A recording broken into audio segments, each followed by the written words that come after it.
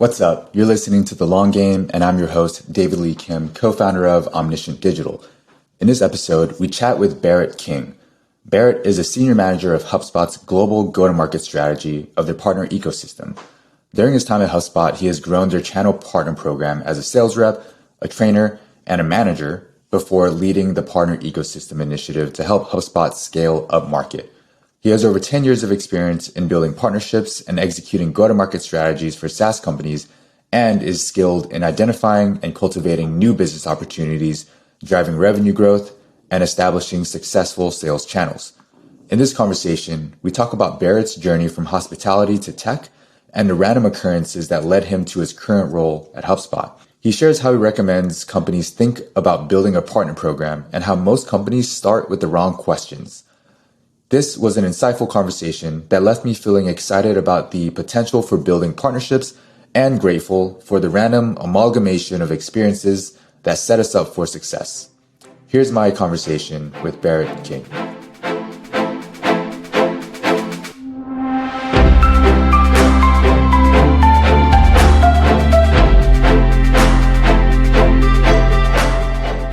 Barrett, welcome to The Long Game. Thanks, man. I'm fired up to be here. We're going to have a good chat. Yeah, thanks for making the time. So you're currently, this is going to be a mouthful, Senior Manager of Global Go-to-Market Strategy for the partner ecosystem at HubSpot. Yep. And what I'm going to do here is I'm going to rewind us back to 2015 when we met at HubSpot. I don't recall if we were in the same hiring class, but we started around the same time. I was May 2015, I think. Yeah, I was June. Yeah, it was around the same time. I think you actually sat across from me. And back then, my title was super easy. It was Channel Account Manager. Now I'm in the running for longest title in the history of titles. I try and, I need a junior or Esquire on the end. We'll rarely nail it at that point. Yeah. We did sit across from each other. I remember, I was on, the growth team. We somehow got put on the same floor as the sales team, which is an odd mix. But I remember listening to your calls, and, I listened to everyone's phone calls because everyone's on their phone. And I don't know what was happening on the other side of your calls, but I remember thinking damn, that guy's a smooth talker. That Barrett guy, he's probably doing really well at his job right now. I did all right. Yeah. Yep. And I bring that up because as I was researching you for this interview, I learned some new things about you, but I also learned that when you graduated college, you realized language and communication was your art. That seemed like a pretty huge realization for you. We'd love to hear more about that. It was big. Yeah. I went to, it's funny. I had this sort of weird journey, right? So I left high school as one does, right? I graduated high school. And I remember my guidance counselor, someday I hope this guidance counselor hears me on some podcast somewhere and goes, oh God, I said that. And they said to me, Barrett, you probably shouldn't go to college. I don't feel like you're going to apply yourself. You probably should just go get a job. And I remember being like, shit, that's not nice to say to a kid who's a little bit lost perhaps and trying to figure out what they want to do with their life. But I remember my parents just putting a ton of focus on you go to college, it's what you do, right? And I graduated, for time's sake for everyone, in 2003. I graduated high school. So I'm 38 now. So back then, there was no alternative. You didn't go to the internet and learn things. There was no entrepreneurial bug, for the most part, at least in my circle. So I graduate, I go to state school. I do a year and a half. I'm pretty miserable. I'm not really having a good time. I took a leave of absence. I'm pretty sure everyone I knew at the time said he's dropped out of college. He gave up. I worked a job for a year and I wasn't super happy or fulfilled. I liked the people part of it, but I didn't like the work. And I found, you're going to laugh, but in the back of Rolling Stone magazine, I used to read Rolling Stone cover to cover because you did back in the day, there was no other way to do it. And I loved music and I loved the idea of being involved in the industry. And in the back of the magazine, there was this ad for this school in Florida called Full Sail University, which is as ridiculous a name as comes for a school. And it was started by, self-proclaimed by a bunch of hippies in the 60s when music was up and coming, to give musicians and more specifically producers and artists a place to go and anchor into some sort of a formal education. Now, when I went there, so 2005-ish, if you will, it was an actual college, an accredited college, and had been for the better part of about 15, 20 years at that point, maybe 20 years at that point. And, they had built this incredible program around entertainment business. And so I'm in, and I apply, and, of course, magically 2 weeks later I get in, and then 2 weeks later I'm in Florida looking at apartments, and 2 weeks after that I quit my job and I moved to Florida for, school. And I spent the next about a year, no, it was maybe about 7 months in that program and realized like, I hate this still. I'm not happy. I'm not fulfilled by it. And I went to I don't think they called it a guidance counselor, but like whoever that person was at the time. And they said to me, well, what are you inspired by? And I was like, it's music and it's art and it's design. And they were like, cool, we have this digital design degree. Have you thought about that? And I'm like, no, what is it? Then I go and take a look at the program and they sell the heck out of me. And I'm like, I'm in, I'm going to go change the world. And so I like, if any of my friends or peers hear this, they'll know me and they'd probably laugh if they did. They'd say like, Barrett is not an artist. I'm creative. I could like make stuff that looks cool. But when my peers were creating these like beautiful traditional art pieces or incredible mixed, media pieces, I was the guy that would present. Like when we would do these projects, they would always say like, and Barrett's going to be the guy that leads because I was really good at spoken word. And I didn't know what that meant for myself at the time. So when I graduate, I'm graduating class speaker. My class nominates me and I'm like, honored, let's do it. And I write this speech and I go and I deliver it. And afterwards, someone came up to me and they said, that was exceptional. I'm like, thank you. I'm trying to be humble, but I'm also like shaking from the adrenaline and super nervous. And I said, like, yeah, I just, if there's one thing I took away from college, it was that I'm a damn good presenter or something kind of silly like that. And they said, yeah, man, your words are your art. And I remember being like, oh, I never thought about it that way. And I don't know, an hour later, whatever it was, I was talking to a buddy whose art was on display in the school, like auditorium, like this big space, everyone can see it. I said, I wish I could do what you do. I pointed to the wall and he was like, no, man, you have something I could never have. I said, what's that? And he's like, your words are your art. And I'm like, okay, I've heard it twice in the last hour. I got to use, it's really powerful. I got to use this. Yeah. And it's carried me for the rest of my career. It really has been the cornerstone of much of who I am. Yeah. That story you shared about your guidance counselor, I'm not sure how frequently you share that story, but I've heard numerous times from my girlfriend, from other friends, how frequently they've heard that from their guidance counselors. And I'm like, either there's some tactic that all guidance counselors are using to use reverse psychology to get students to get their shit together, or there's just they're all terrible. Really bad guidance just counselors. Terrible. Absolutely terrible. I still remember, like, I can see their face when they delivered it. They were deadpan. There was no, manipulation or otherwise. And it's funny. I tell this story. We can talk about it later if you want, but I tell this story about how like I've built my career and how it took a long time to put together the kind of Lego pieces that make up who I am today. But I think a lot about that and a few other specific events throughout my timeline early on that really put this chip on my shoulder of like, well, let me prove you wrong. Like I'm going to go and be successful just because I don't want to be the statistic perhaps, or just, I don't want you to feel like you won or whatever. Maybe that's just like the ego or the entitlement that we all carry when we're young. But I really felt like I'll prove you wrong, Mr. and Mrs. Guidance Counselor, like game on. Yes. Story of my life. I get that chip on his shoulder thing. What are these Lego pieces you're referring to? Yeah. I feel like I opened that door. My career has been interesting. I did graduate from that school. I have a bachelor's of design, digital arts and design. And this is 2008. So like the economy implodes.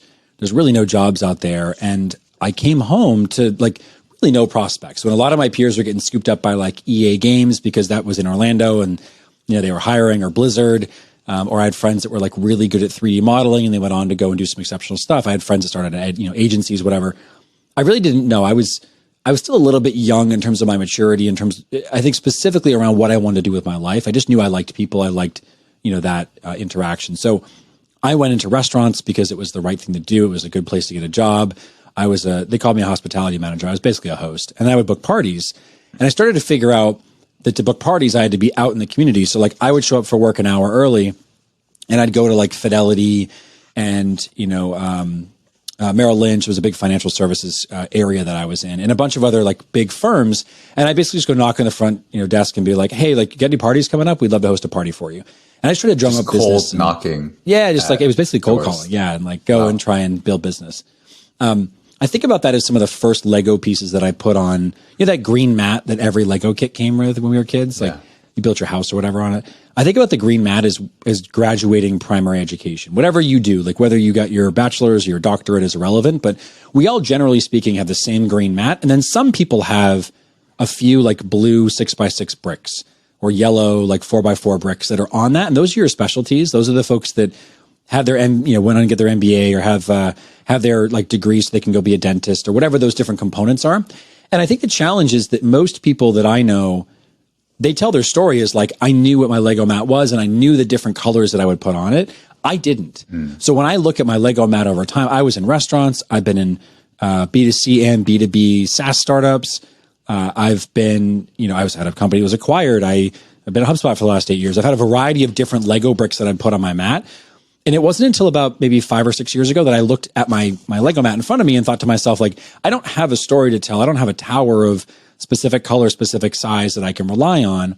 And when I had peers and friends that were standing on those towers and they had elevated their careers at such a high level, they'd say things like, I'm happy. And I'd say, no, you're not. Like, you don't have depth and width and this sort of experience that comes with a variety of Lego bricks. Now, my experience is my own and like, I don't, push on anybody else. But for me, the ability to go and look at that Lego mat and say, okay, like I've got yellows and blues and whites and greens and all these different colors and shapes and sizes. They're not well organized. They're kind of like in a pile. Let me reorganize them. And so I started to better articulate and bring together the different pieces of the things that I've done to understand how I could culminate in who I am today. And in that thought track and in that time spent, I started to realize that I had this common thread, and that was people. It was sales to some element. It was partnerships. These different components started to show up. These like, the bricks. The bricks started to show themselves as being consistent colors.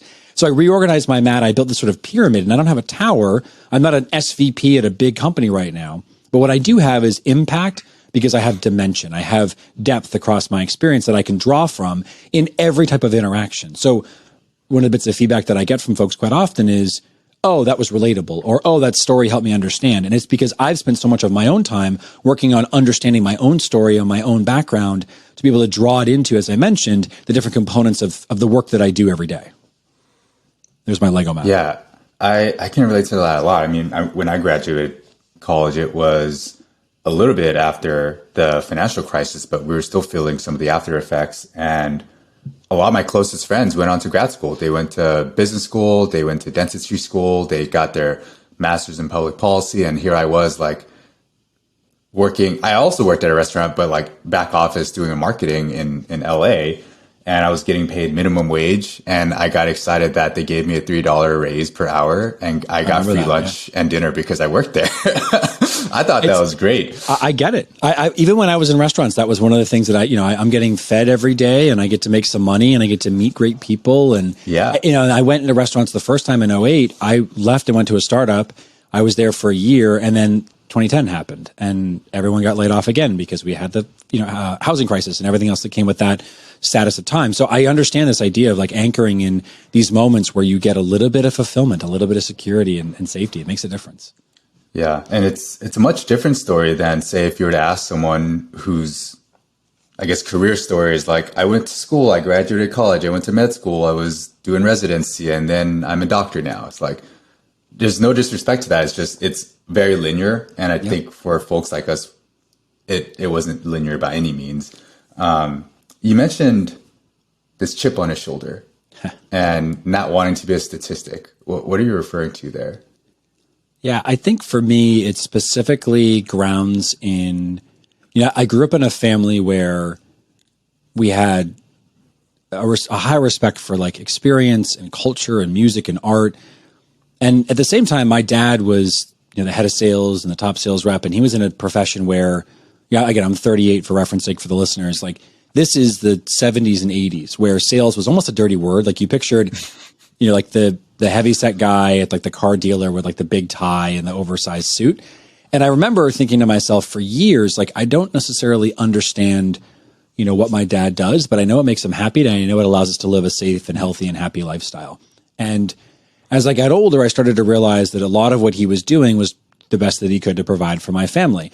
And so I started to take that baggage on, right? And sort of like put this weight on myself of like, well, I need to be a strong provider and a strong, leader, I guess is the wrong term, but maybe like head of household, whatever you want to call it. And, my family was by no means traditional in the sense of like, mom was this and dad was that, but dad certainly had a sense of responsibility in that sense. And I think it probably started there. I'm sure I could probably go to a therapist tomorrow and have them better analyze me and I have a better answer for you. But I think it started there. It also was the fact that it's what you described, similar stories in the sense that when all of my peers had graduated college, I still was 1 year behind because I took a year off. And then when I graduated, frankly, the job market was shit. So then it was that my peers, if they were in a secure job, were okay. And I was scrambling to figure out what I could do to make money. I was living at home. I was, I don't know, 22 or whatever at the time, 23 maybe. And, you know, I felt a sense of like, being behind is probably the right terminology. Like this feeling of like, well, they were doing better and I wanted to do more and I wanted to do better. And so I've spent the last, I mean, that was like, again, as I mentioned, maybe 2008, I graduated. And so it's, what are we, 2023 now? It's been a little while.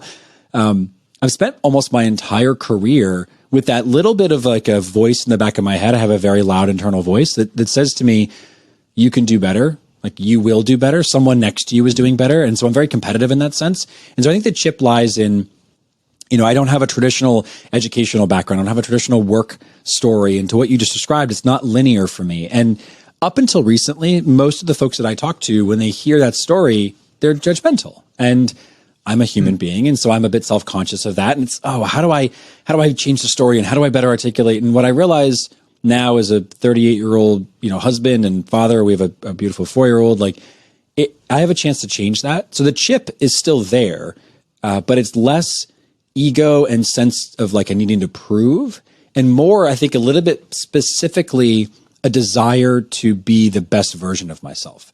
So that chip is like a little bit kind of manifested differently, if you will, into this a little bit kinder, perhaps, voice. Maybe not as kind as it could be, but a better voice in my head that talks a little bit more about being more present with my family, being more present as a dad, et cetera, and then still wanting to be successful in the way that I make money, you know, every day to provide that lifestyle. Yeah, I can appreciate the evolution of that inner voice to something maybe more kind and accepting, rather than some days, yeah, some of the more crude things you might say to yourself. Yeah, I have those days too. To be clear, leave it there. Yeah, we can leave it at that. That's good. Yeah, I can really relate to the competition too. I remember one of my good friends since high school. She's one of those folks who went to medical school, and I was like, "Real talk, how much money do you plan on make? Do you expect to make out of school?" She said, like $200K minimum. I was like, I'm going to get there before you graduate. Isn't that wild? It's wild, right? Yeah. And so like we chat every like month or so, and I'd be like, just got a promotion. She's like, what are you at now? I'm like, yeah, I think I hit that before you finish school, actually. Yeah. But I think that's the thing that I had somebody the other day ask me, how did you get into partnerships? How did you get to where you are? And I love that question because, and we can talk about it later if it makes sense. But the point of me highlighting that is, I don't have an answer for that. Like, I didn't like set out to be like, cool, I want to do this thing like a lot of my peers did. And yet at the same time, I found the right company at the right time. I had an incredible journey. You know, I've learned just leaps and bounds. I'm a different person than I was 7.5 years ago. I'm grateful to HubSpot for that. But in part, I also out-earned my peers. I out-succeeded in many ways my peers. And it's funny because that voice is always there. Like, are you the CEO of whatever? And does it even really matter at that point? You know, I don't think that'll be enough. But I think for some people, I'm learning this maybe as a young adult, if you will, or a medium adult. I think there's people out there that, you know, they look at the generalist, the people like you and I that have a variety of backgrounds and experiences, and we bring it together to do something really actionable, meaningful, perhaps earning, you know, good capital. And they don't understand it. And that's okay. They don't have to understand it. It used to bother me that I was less understood. And now it's a bit of a badge of honor, I think, to be able to say, like, for me, that depth, that range, that ability set that I've developed over, you know, 10 plus years, 15 years almost now of working across a variety of different things has allowed me to earn well and live healthy and all those different components that are important.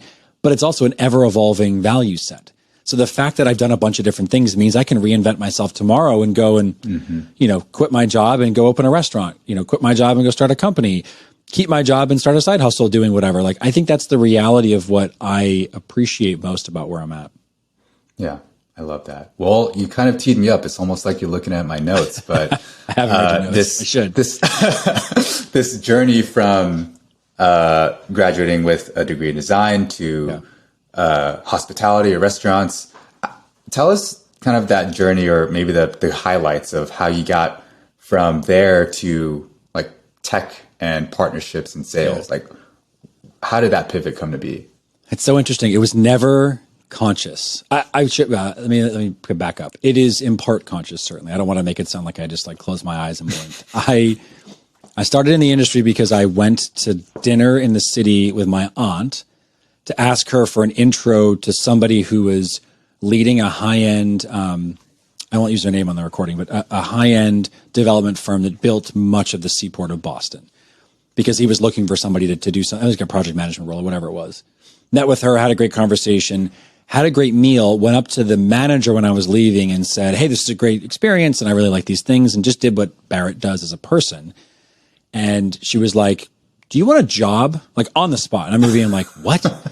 And she's like, what, you just like incredibly articulated the experience you had. I need someone to kind of help me run in front of house. Like, I don't know. You want a job? And I was like, yep. She was like, come back tomorrow. And I was like, I'll be here.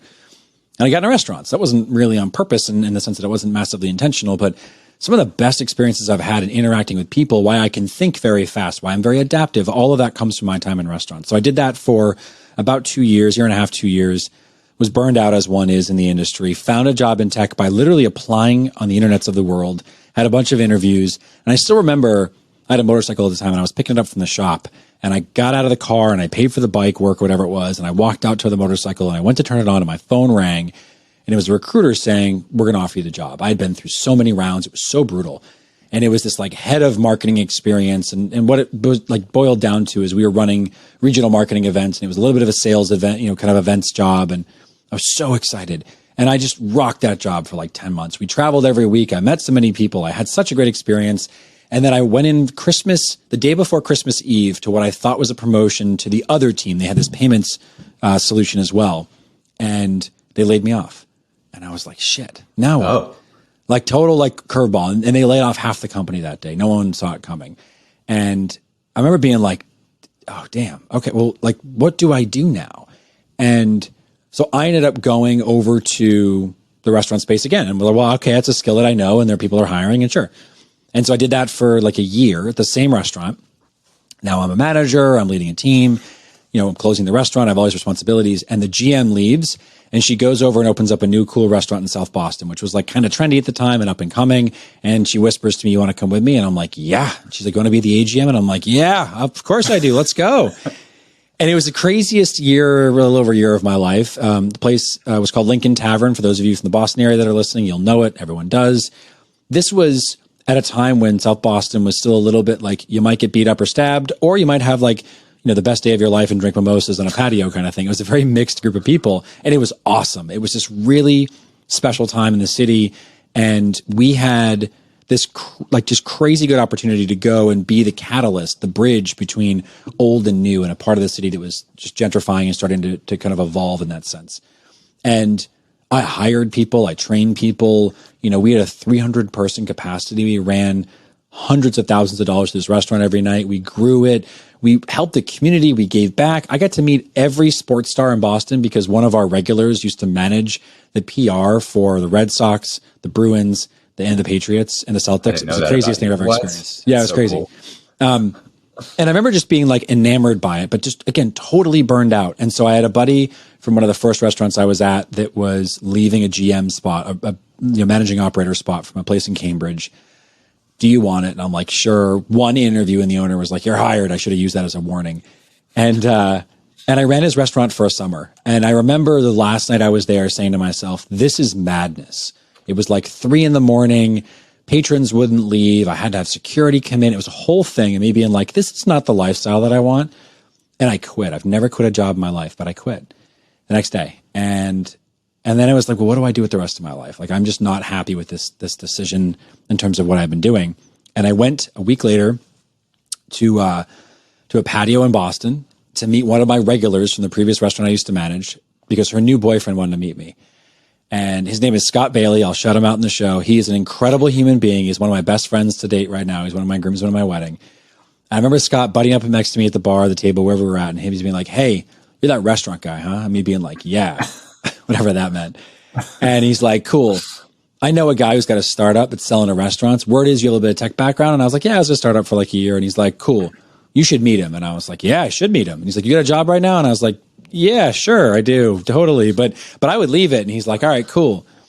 And and I interviewed at this company like a week later, and it was brutal, like 10 interviews and late night emails and early morning phone calls. And this is the abridged version, to be clear, but it's important because it tells you kind of the full scope of it. I got this job, and now I'm a sales rep at a startup that's selling to restaurants. So excited, like out of my mind excited. really interesting transition. And excuse me. And I end up going into the job. And 2 months in, I get a phone call on a Sunday, and the CEO is like, "Hey man, we just let the VP of sales go. He's gone." And I'm like, "Well, okay, well, I'm getting fired, right?" And he's like, "We're going to keep you. I want you to be in my office at 7:30 tomorrow morning. We're going to game plan it. But you've sold more in the last 2 months than this person had sold in the last 2 years." And I remember being like, Wow. "What? Really?" And he's like, "Yep. You got a shot here, kid. Let's see what you can do." And I came in the next morning, and you asked me about the chip on my shoulder. This is why that context is important. I worked in restaurants where like you're never good enough. I'd worked in startups where you're always hustling. And now I'm in a place where they let go the VP of sales. He came from Salesforce. He was like the guy. And me being like, who am I? I was a restaurant manager like 2 months ago who quit his job and like met a guy at a bar kind of thing. What do I have any, chops for this? And the CEO said to me, I remember this vividly. He said to me, "You really have done a great job. We want to give you a shot. You've got 2 months to prove yourself again. Don't let me down. Show me what you can do." And I was like, man, okay. I don't know what that means, but he's like, "Sell, kid, like go sell." And I just kept going. And like I sold really well, and then we pivoted the product and I sold some more. We pivoted again. I had like early testers, and it was because I knew restaurants because we were selling to restaurants, and I knew tech because I briefly had a stint in tech and I was a student of the industry. And so I did that for almost 18 months, 24 months, something like that, maybe a year and a half. And we sold it. And I remember being like enamored, like this is the coolest thing I've ever experienced. But none of us got paid. It was a total like acqui-hire. And so like all my startup equity got, yanked. And I'm like, oh, damn, now what? Like you didn't get any like nothing. Payout? I still to this day don't know what happened, actually. I should go back to that CEO and be like, what did you do? But yeah, I got nothing. No one really got anything. And they sold the business. And I remember being disappointed, but also a bit lost and saying, well, what do I really want to do next? Like I'm at a reinvention point again. I thought we were going to go to, an exit, acquisition, whatever. And then I would go and grow again. I had a buddy at HubSpot, a company I'd never heard of. And he was just adamant. He's like, you got to come here. You're going to change the world. And I'm like, no, it's silly. There are 500 people there. Like I'm at 35 people right now. I don't want to go to 500. He's like, no, you're going to come do it. This is Matt Grace. You know Matt Grace? Do you ever meet Matt? Oh yeah. I've definitely crossed paths. He was like a director or VP of engineering at the time. I forget. So I met with our head of strategy, Brad Coffey, totally sold me on the role. Mm-hmm. And it was the partnership manager role. And you're going to build a book of business. You're going to grow your opportunity. You're going to help these companies grow better. And I was like, help, build, grow. I'm in. Like you said the words. And it was, it was a brutal interview process, really intensive, really like well thought out. And I still remember to this day, and I will use his name intentionally, and then I'll stop my story. This is important though. Brian Thorne, if you're listening to this, my friend, I hope you're doing well.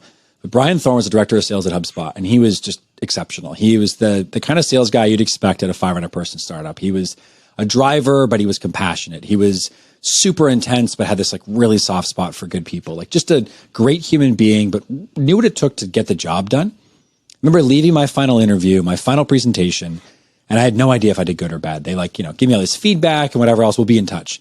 And I walk out, and he goes, "Hey, Barrett." And I said, "Yeah." He goes, "Walk with me." I'm like, okay. So I walk out to the exit, to the elevator. And he goes, looks me dead in the eye, and he goes, "Well, it's really simple, man.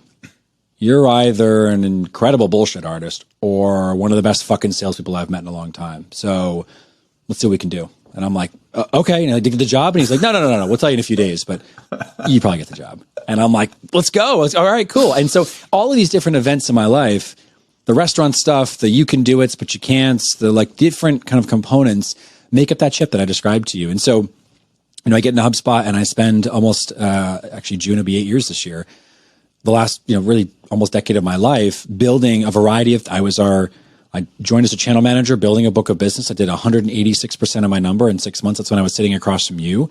Yeah. At the time, our VP of sales was like, "Hey, we don't have anybody training folks on how to sell partner. You're doing better than anyone else is. Like before you make money, come do this job." And I'm like, well, let's go. Okay, cool.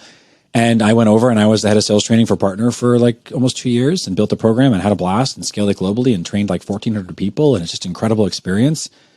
And then that same VP was like, "Cool, you did that, solve that problem. I have a book of business over here. I need you to manage some of our top partners. They want to work with you. You should say yes to them." Okay, cool. Let's do it again. Did that for, it was about 4.5 years. Love that experience. Then right before the pandemic, or actually kind of mid-pandemic, I got a little bit burned out in the job and had an opportunity to come lead a corporate sales team and did that for a year and just really enjoyed sales leadership. And then most recently, about a year ago, got tapped to check out an opportunity to come and lead go-to-market and be a part of the go-to-market story, work with an incredible team of people and help us build the future of HubSpot's ecosystem as we go up market. So really long story. I know for podcast sake, that's a lot to listen to. Thank you for tuning in this long. Hopefully it's good context though to answer your question. Yeah, a lot. And I think the thing I haven't asked you before is when you were a channel sales rep, you were selling other agency owners on how to become a HubSpot partner. And from my understanding, were you doing both the hunting and the farming? Like you were also coaching them on how to grow their business, and you had never run a marketing agency at that point. How'd you do that? Yeah, I had. So it's a really interesting role at the time. And there's days that I think we should go back to it that way. There's days that I know it would never work. We built our ecosystem initially on the observation that some of our most successful customers were working with marketing agencies. And that's why they were retaining longer. They were using our product more deeply. And so the program, I'll say the long story. I actually have one of my episodes of my show, Pete Caputa, who started the actual program, comes on and tells the story. So go check it out. But the point is, we start this program on sort of opportunistic observation, if you will. And the idea was that we would bring in people that had, I think to some extent, a little bit of business background, good sales acumen, we used to call it the figure it out factor, which is like the hustle factor at HubSpot. And, I had run the restaurant job, so I knew at least at minimum how to balance P&L and how to hire people and how to give feedback to that effect. I had spent enough time around startups to understand what it meant to think about resourcing and whatnot. And so I think fundamentally I had enough context. And then I had my Lego bricks, right? I could take my Lego bricks and I can reference them as I went. So acquisition for me was probably the easiest part initially, because our strategy at the time was to talk to folks about becoming an inbound agency. And when I was in the startup that was acquired, so right before HubSpot, we had left our offices at one point and entered a shared space with a marketing agency. And I had befriended the owner of that agency. And so not only had I gone to school for design, like understood the digital kind of foundations of what these businesses were doing for work and had done the work, so I could speak the language, but I had also balanced and managed, restaurant life and all of the business of that. And oh, by the way, I'd shared a space with an agency. So it was sort of like trifecta of things. I didn't come in and say, change who you are and become an inbound agency. I said, keep doing what you're doing. It's fantastic, but you could build a scalable, repeatable revenue stream for your business to deliver higher ROI to your customers and make it easier to deliver value at scale, basically. And I had something like a 95% open rate, this crazy return rate on my emails. I don't credit it to anything other than, frankly, ego coming in and being like, I got a chip on my shoulder. I got to prove that I should be, here, right? Shit. Like I'm either a great sales rep or I'm a great bullshit artist. I'm going to prove I'm a sales rep. Like I'm going to go and win. And I think all of that culminated in me looking at the playbook and saying, I can do better, which is the wrong attitude. If anyone's listening, like don't do that when you go to a company.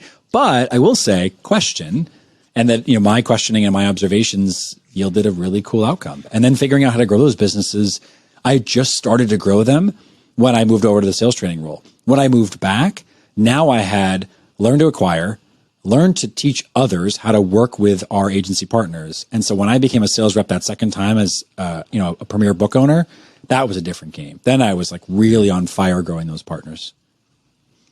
I love that. I love the serendipity of how these random skills in aggregate come together and like set you up for success in this one role. It's like, that's my life. It seems like that happens more commonly, but we all think that it's rare. It's not rare. Fascinating. Yeah, I'm learning more and more that I think for some of us, maybe I should say it respectfully, there are people that it doesn't happen every day. I feel like because I've taken a non-traditional approach to most things that I do, generally speaking, my career, my time in seat has always gone back to one of those Lego bricks. And I got to move it or I got to adjust it, or someone I met along the way at one of those Lego bricks and how that played into the bigger picture too. So it's multidimensional for sure. Yeah.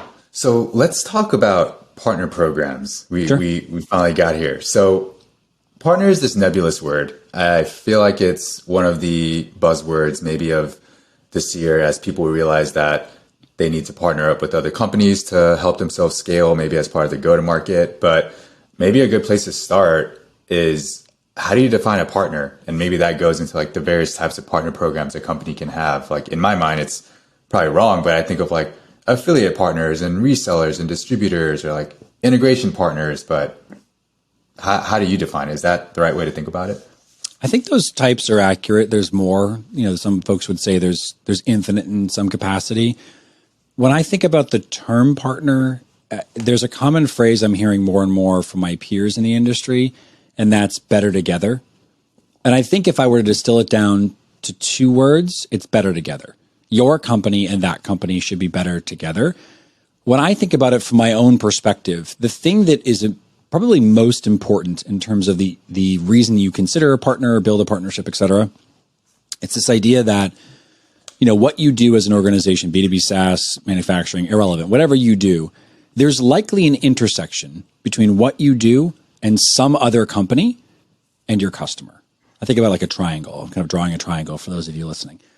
And what most organizations do is they try and go path of least resistance, which is direct line of sight. They direct sell. They go to the customer and they say, we can sell you this, whatever it is. And in my experience, and it's limited, I'll admit that openly, like I've only been officially in partnerships for the last 8 years, but I have my own show. I talk to a lot of partner leaders. Most of the people that I talk to, actually, I think all to date, would say that from a dimensional perspective, my gosh, I can't talk.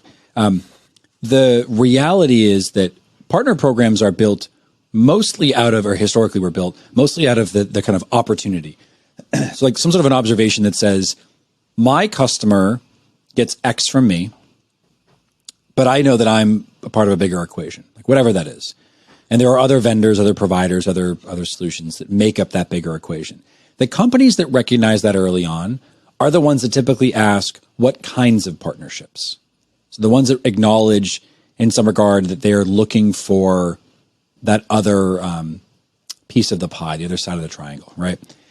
So that's kind of like step or dimension one, if you will. The other side of the coin is the people that say like, I've already observed that my customers are either asking me for something that we don't provide, or like you use some sort of a solution that you can see there's other vendors in. So like whether it's through login or otherwise, those folks are saying we should build a program.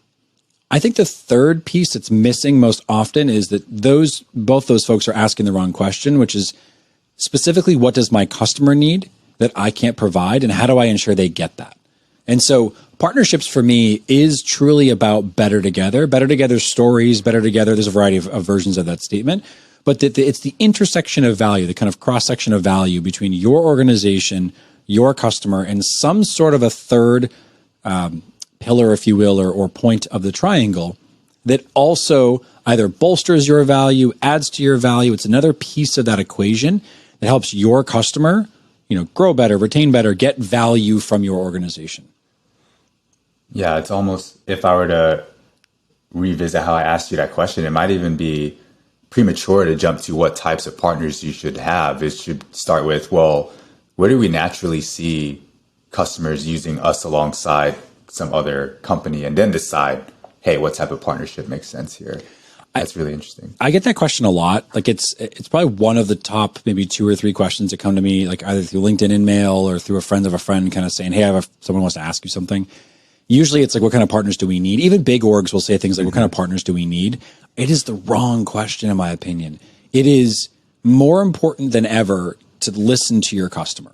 And I think 9.8 times out of 10, most organizations don't truly listen. We used to talk about, when I was running training, we had this slide about active listening. We used to say, what is active listening? And it's always fun to hear what sales reps say to that question. But active listening is the act of listening, yes, but with the intent to understand.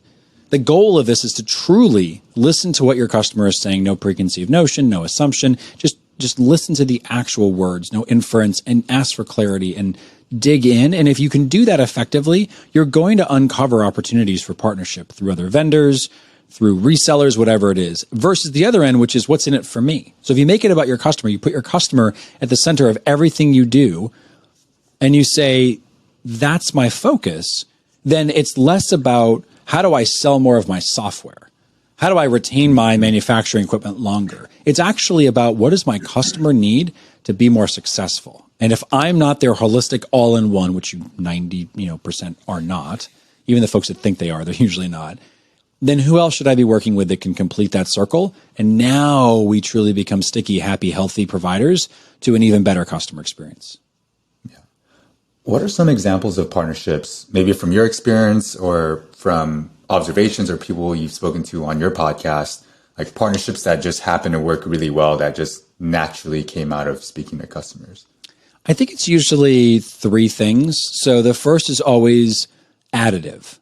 So somebody who adds more to your service or your solution or whatever it might be. I think the second is typically the gap fillers. So additive in terms of like, if you use this, you augment. The second being the gap fillers, i.e. like you don't do this and we'll fill the gap. And then the third is the like kind of probably the most common one, which would be like the solver, the provider, if you will. So somebody who like migrates and implements and integrates and does the work. The worker bee is probably a good expression to use there.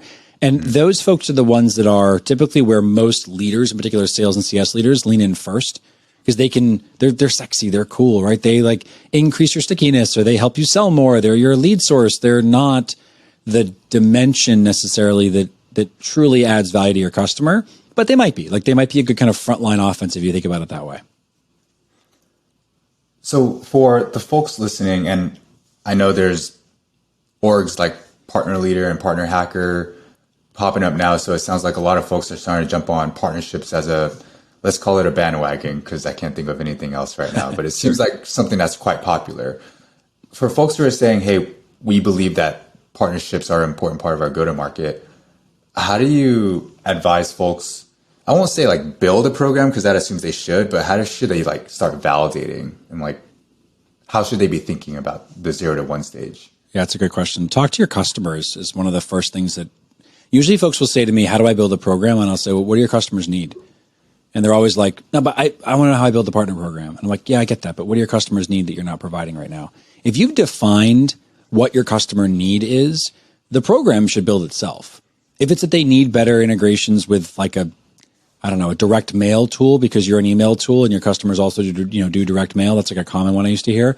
Cool. Like go partner with some direct mail companies, or maybe you don't partner with them and maybe you build an integration, an app partner ecosystem and you go that way instead. That is defined as what your customers need. Step 1, listen to your customer. Step 2, document what you're hearing and validate it by asking more customers. So most companies go straight to, a B2B direct to consumer sale. In that sense, like they're going to do their direct sales motion initially. My advice is always test the market, put it out there, put it on LinkedIn. If you're building a company, like throw up on LinkedIn, hey, we're building this thing and here's how we solve problems. Who also solves a similar problem? Who else should I go look at? Look at your peers. Listen to the feedback that you're going to get. That's going to help you validate of the things that you're not thinking of, which one you should go and focus on. Is it that you need the gap filler? Is it that you need the integration, the things that I talked about? I think those are the first steps toward understanding program dynamics. And then most folks usually ask me, what's the next incremental step from there? It's to go and try it. And actually, it's so interesting. I just had somebody the other day tell me they're at a 45 person startup right now, all self-funded. The founders exited a big company before. They took a couple of years off. Now they've got all their own capital. It's like the cool spot to be in, right?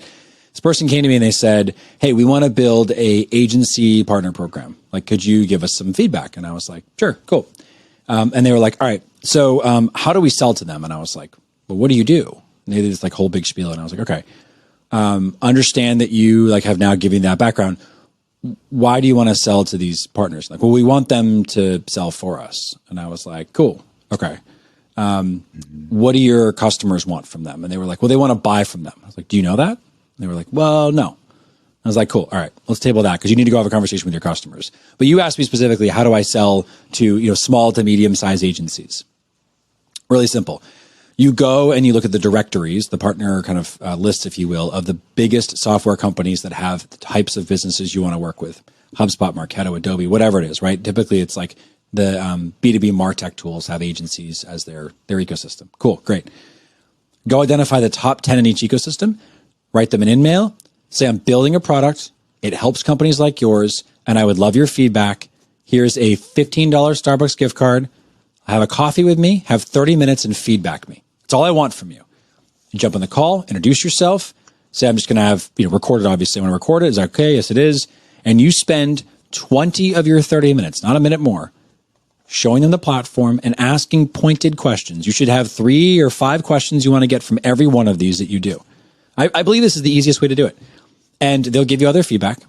And ideally what you're doing is you're selling a little bit. Interesting. Would you use this then? I would. Okay, cool. Would you use this then? No, I wouldn't. Why wouldn't you? And you get all those clarifications, right? And at the end, and this is the most important part. And this person said to me, I don't know if we could do that. And I'll tell you what they said in a minute. So at the end, we walked through this whole process and I said, now you've got your like 5 or 10 or 15 or 20 interviews. You got all your feedback from the types of partners you want to work with. How would you use it? How would you use it to help your customer? How would your customer use it with you? All those 1 and 2 and 3 away stories. You have your sales process to find out. You have all the questions you need to ask a customer and a prospect, right? All the options for how you can engage a partner. You look at that potential partner and you say, would you use it? And they're going to say, yeah, I already told you I'd use it. And you say, cool, it's yours for 12 months. Give it to them. And the person who was asking me this question, she said, I don't know if I can just give it away. And I said, you have to give it away because these partners are your earliest adopters. And what they're going to do is they're going to be your inside person. They're going to tell you what works, what doesn't, how to build the model, how to sell it. And what you do is you say, in order to use it for free, now you don't have to do this all in the same call, but my point is, and why I share this, you want to work with these folks very, very closely. So they should be your co-marketing partners. They should be your co-selling, your co-servicing. They should do all the things you would expect a partner to do and allow you to document, to ask questions, to get testimonials, to do the marketing for you. They are your first reach. They are your market validation. And the thing that you're doing in return is giving it to them for free, adding value to their customer. And then as time evolves, if you're building a good brand, you're continuing to elevate their opportunity as well. Refer some business, maybe do some co-marketing, especially early on when it doesn't matter as much. But what most importantly they're doing is they're validating not only product market fit and go-to-market fit, but partner market fit, a phrase that I think we don't use enough. These are the types of partners that work with my customers. My customers get value and they repeat, they re-sign, they whatever it is. And this is obviously a SaaS example because that's where I come from. But I could see it working in manufacturing. I could see it working in a variety of other industries as well. Yeah, it echoes a lot of like product development or just launching a company. Like get your first customers, interview them, see if it meets their needs. If they have any challenges, answer it. See if they'd want to use it. Get their feedback. They're going to be your first champions and they're going to talk about the product to their peers. So it's like instead of viewing this as building a partner program, think about it as like, this is a new go-to-market where we're going after a new audience. How do we validate it with them? Yep. It just so happens that they might end up also like helping sell. That's exactly. And maybe it's a co-service. Maybe they integrate. I think about it like, you know, how a lot of software companies think about product market fit. And there's somebody much smarter than me that talks about how they have this equation. Well, it's Mark Roberge, the former CEO of HubSpot. Brilliant guy. He's got an incredible capital firm now, Stage 2 Capital. And he has this concept of the science of scale. If you're listening to this, if you made it this far in the episode, go and Google the science of scale with Stage 2 Capital. It is a brilliant operating system. But one of the things he talked about that always stood out to me is PET, his equation. P% of people do E event over T time. And what he observed was that a certain amount of customers, you know, in our case, I think it was like 80% early on, 80% of our customers did 3 or more actions across 3 or more different parts of our platform every month. That was product market fit. We knew we had repeat customer actions that were good behavioral events. They would stick around and be happy. When he taught this lesson, I remember being like, that's a partner model too, in a heartbeat, right? P% of partners do E event over T time. The key thing is E event. You can do this in any regard, any vertical, anything. The event is the key thing. And narrowing down specifically for your vertical or for your space, what the event is what actually anchors this in value. And for me, when I think about, you know, partner market fit specifically, the E event is delivers value to the customer, whatever that action is. Is that turning the tool on? Is that using the tool? Is that, you know, setting up the machines if you're manufacturing? Is that executing on the, you know, bionic arm because you do something with that? I mean, it's irrelevant. Whatever the event is, as long as you know that your customers are retained and getting value by that event, now you need to make sure that your partners are executing that event as well. And that value flows downhill. Yeah, I was going to ask, like, as you're starting to validate the early stages of this partner program, like, how do you know it's working? What metrics do you measure? It sounds like there is a stage where you need to define, like, well, what do we want our partners to be doing? And that is downstream of what kind of partners they are. Yeah, it's definitely it's what they are, how they deliver value to your customer. I mean, it all goes back to what's your customer need. And I think a lot of companies talk about specifically, I know they do, you know, my customer at the center, my customer's everything, that whole methodology of like customer first, doing it, exercising it, repeating it, being a student of it, that's the hardest part. And so your partners, There's this guy, Blake Williams. You should look him up. He's just a really smart guy. He talks a lot about partnerships. He was on my show forever ago. He's one of the earliest guests, but I'll never forget what he said. He looked me dead in the camera, right dead in the eye, and he said, you don't own your customers' trust. I was like, what? That's such a profound statement. You don't own your customers' trust. Your partners own your customers' trust. You get to borrow that trust, add something to it, and deliver it back through your partner with more than they actually took from the customer in the beginning. And I just remember being like, wow, you're so spot on, right? These partners, these organizations that are already working with your end customer, in particular early on, are doing something already that they see valuable. And if you can add to that, if you can augment that, then that's absolutely a win. And so when I think about measurement, it is customer happiness. It is, amount of engagement. It's those things that you'd expect in a SaaS company, in a manufacturing or otherwise, whatever your core metrics for success already are, but it's additive. Perhaps it's multiplied. Some organizations look at partner as a 2, 3, 5, 10x multiple. Others say it improves bottom line. It just depends on what those core elements are in terms of drive. And then to your point, the dimensionality of each of those different verticals. Is it that their integration has your customer stick around longer? Is it that they sell more than your direct rep can, so they are a net new sales opportunity? All those variables are related to being a student of the data. And that's what I would anchor it in. Study your partners. Look at what they're doing to impact your customer and catalog that. Measure it however you can. And do that across enough of them, you'll come up with your conclusion for what your metric points are. Yeah, you just flipped an assumption I had an assumption I didn't even know I had, which was that if, let's say, you're running a B2B software company, that partners are additive to your company, which is now being challenged because you're saying, no, you're additive to your partner and what they're doing, because they're ultimately the ones that your customers trust. They're the ones who are doing you a favor. Like, you're not doing them a favor, which is a very interesting flip of how to think about partnerships, especially building out partner programs. It's less me-centric. It's more them, they. How can I maybe I'm idealistic. Maybe I am who I am. I should be clear about that. I believe that it's our opportunity as leaders in business to use our platform to deliver value to others. Like, call that intrinsic, call that whatever you want. When I think about the partner, all they are is they should be, I should say, a layer of additional something sitting alongside you in that customer interaction. That could be transactional value, that could be retention, that could be, product value. All of the value itself is in some ways irrelevant. What matters is that you are improving the customer experience. What matters is that this other organization, and in my opinion, they should benefit too. So this other organization can benefit from this relationship. If you're both benefiting, then you're winning. Yeah. It's fascinating kind of zooming out and looking back and thinking about the many good calls HubSpot made, like investing so heavily into the partner program. Thanks, Pete Caputa. Granted, they were looking at folks like Salesforce and learning from them as well. But some of these things were, I'd say, kind of early bets that we're starting to see more companies use HubSpot as a blueprint now. So it's cool to hear this story and how you're a part of building all of that.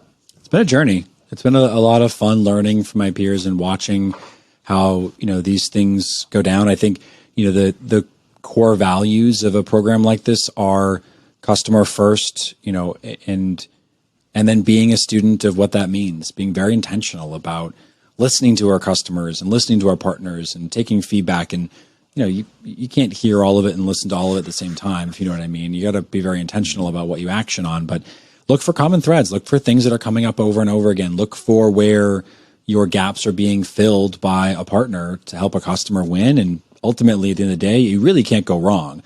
That all comes back to that active listening I said earlier, right? Active listening with the intent to understand. Yeah. If you're listening to the market, your peers, your customers, certainly your partners, you're going to be better. You're going to be more effective. And usually when I talk to B2B folks that are talking about specifically building a program or how do I get into partnerships, and I talk about listening to your customer, most of them go, oh, there's like this weird moment of like, yeah, I could just ask somebody. And David, maybe this is just like me because I was in sales for a long time, but when I listen to folks say things like, how do I? My response 90% of the time is go do, which is probably like a Gary V influence, if I'm being honest. But like, pick up the phone. Like, it always boggles my mind when folks will say, well, I don't really know what my partner wants. And I'm like, call them. I I don't really know what they need. Call them. I'm trying to figure out if they, no, just shut up, call them, go do it right now. Like, go get on the phone with them. Because at the end of the day, like, what's the worst that happens? They laugh at you. Okay. But you learn something. And that's hard. I don't want to minimize it. That is a hard skill and a hard shell, if you will, you have to develop. But my advice to anyone is, like, if you have questions, go and ask. And everyone will take 30 minutes and, $10 coffee cart or whatever to help somebody else these days. Everyone, generally speaking, for the most part, to be clear, there are some jerks out there. But like, I think it's a good tactic in terms of, like, I don't want anything from you. I just want to, buy you a coffee or two for, 30 minutes. I want to get some feedback from you on my platform, and shit, if you like it, like, I'll just give it to you for free for a year and you can use it and tell me else what I can improve on it. Most companies today, especially if you're early on, they want to get in early because they can have a chance to influence and benefit from that early opportunity as well. I love it. Yeah. So big takeaway, if you're asking how to, just go do. If you're asking how to, it's you're probably just overthinking it, right? There's a t-shirt in that. If you're asking how to, just go do. I like that. That's the name of the episode right there. Probably going to get sued by Nike or something. You just got cease and desist. Get him. All right. Well, I know we're coming up on time, so how about we get through some of the closing questions and we'll wrap it up. Let's do it. All right. What is one opinion you have about business that you think people would disagree with? Oh, okay. That's a fun one. I think it is, we all got to just, like, chill out a little bit. It's not that serious. Like, there are some people, I get it, that are, like, curing cancer and saving babies and changing the world, and those people should be taken very serious. The rest of us probably need to do, like, some box breathing or double breaths and, like, exhale a little longer than they should and get some of that carbon dioxide out and clear their minds. I feel like we're all very serious as a product of where the world is at. Maybe just, like, don't be so serious tomorrow. Yeah, laugh at ourselves. Just exist a little bit easier. Just be a little easier. A little easier. Very Buddhist of you. What is one impactful piece of advice you've been given? I had this. I actually tell a story. I bet I love this one. I have a GM, one of my first GMs when I was in restaurants, and it was like this crazy Saturday night, and we're on like a 2.5 hour wait, and there's a concert next door, and I'm just like getting yelled at by every guest at the front door. I'm running the front of the house, and he comes like ripping around the corner, and he's like in my face, and he rib jabs me, because you could do that back in the day. You can't do that now. But he like pokes me in the ribs. I'm talking to somebody. I'm like, what? I think it's a server, and it's him. And I'm like, what? And he gets like right in my ear, and he's like, that table's been sitting open for 20 minutes. And I was like, okay. And I like kind of like wave at one of the bussers, and I'm like, hey man, just go grab that table. Just bust it real quick. We got, and he rib jabs me again. The GM does. And he's like, no, you go do it. And I was like, what? And I'm like, I got like 20 people in front of me. He's like, they can wait a minute. That table can't. Go fix it. And he ran off and started cleaning the table next to it. And I run in and I'm doing it. And I clean it up, whatever. And so later on that night, when like the dust and, crazy screams have settled and we've all survived this crazy busy night, he says to me, do you know why I did that? And I'm like, no, other than you being a jerk. And everyone's kind of around, so they laugh. And he's like, it's really simple, man. Do first. I was like, what? And he's like, don't tell somebody to do it. Go do it. Get it done. If you lead by doing, people will respect you. They will follow you, and you won't have to ask for it anymore. But if you lead by telling, then you're always going to have to tell somebody to do it. And I was like, whoa. And I carry that forward for the rest of my life. I was like, I don't know. It was like 2008. It was like my first job. And I just remember being blown away by it. That's amazing. And you also mentioned like he told you to bust it, but he also went and busted the table next to next to me. Yep. That was the thing for me that I would remember being like he's wearing his his suit, and we were in a high-end restaurant. Like he's got his suit on. I got my little vest on or whatever. And I just remember being like, okay, like if he can roll it out. And I still like to that, that's carried throughout my entire career. Years later, when I was running the spot in South Boston, I'll never forget, as a carry forward real quick here, but we used to wear radios because the place was huge. It had 300 people and it was really loud. And I had an earbud in, and I get this radio call, like, emergency in the kitchen, Barrett, come quick. And I'm like, oh boy. So I bombed to the kitchen. I get in the room. I bust the doors, and the chef's laughing. And I'm like, what'd you do? And he's like, did we scare you? And I'm like, yes, you said emergency. And he's like, ha ha ha, I love radios. And the guy over at the dish service looks at me, just panic in his face. And the chef goes, his, whatever you would call him, my partner in crime, his buddy over here, didn't show up to work today. And you can see like the dishes are stacking up, and it's a busy Saturday night again. And I'm like, okay. And he's like, what are you going to do? And I radioed back to the host station, and I said, you guys are on your own for the next 2 hours. I'm running dishes. And they were like, what? And I told this guy to get out of the way, and I rolled my sleeves up. I took off my jacket, and I said, you're on sort, I'm on clean. Let's go. And I remember people were taking pictures, the servers were running by, laughing, the bartenders, whatever. Now, again, this is back in the day. So then the bartender comes back with a shot and he's like, here you go. And we're all having a good time. In the night, we're post service, the restaurant's closed, we're all cleaning up. And I remember the AGM being there and being like, hey man, why were you in the dish pit earlier? And me being like, well, who else was going to do it? And he's like, well, you could have had one of the servers do it. And I was like, could I? Like, the job needed to get done. And so I did it. No questions asked. And I remember from that day forward, anytime I needed anything, there was always somebody trying to anticipate because we were teaching each other how to operate together. And because I was not above something, because I was a manager, not a dishwasher, I remember thinking we're all in this together. It's a family attitude in restaurants, but most importantly, and I carry this forward in business, we're all here together to make up the machine that delivers value to the customer. And we are all in these different components that certainly should work in concert. And sometimes when things get broken, you need to work over cross-functionally to get something done. I love it. That's a great story. I'll never forget that one. It was a funny night, to say the least. We had fun. Very memorable for everyone. It imprinted on me, yeah. What is one book you'd recommend more people read? Zen and the Art of Motorcycle Maintenance. I don't know why. I just really enjoy that book. I read it a long time ago.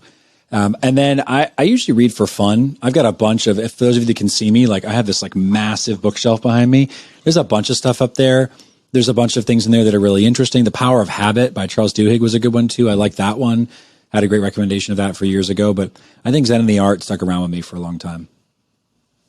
I love it. I've yet to pick that one up, but I've heard it probably at least a dozen times now. Yeah, it's good. It's a good book. It's interesting. It makes you really think. It's cerebral. I enjoyed it. Awesome. All right. Where can people find you on the internet? LinkedIn, man. That's, it's funny. I asked the same question on my show, and I always hoped that when this question was asked to me, I'd have like this really cool response. I don't have a cool response. Just go to LinkedIn, Barrett J. King. I have a middle initial to make it easier to find me. There is one other Barrett. He's in New York. That is not me. I am in Massachusetts, and I have no hair and usually bold glasses in my picture. You can't miss me. But Barrett King, currently at HubSpot. I also have my own podcast called Outcomes. You can certainly look me up on Spotify and Apple, and I'm on YouTube as well. It's about all things partnerships, specifically interviewing operators that have been there, done the work, and have a story to tell about it. Awesome. We'll make sure to link to those in the show notes. Barrett, it was a pleasure to have you on the show. Thanks for making time. It's been a blast, my friend. Really enjoyed the conversation. Great questions. Thanks for having me.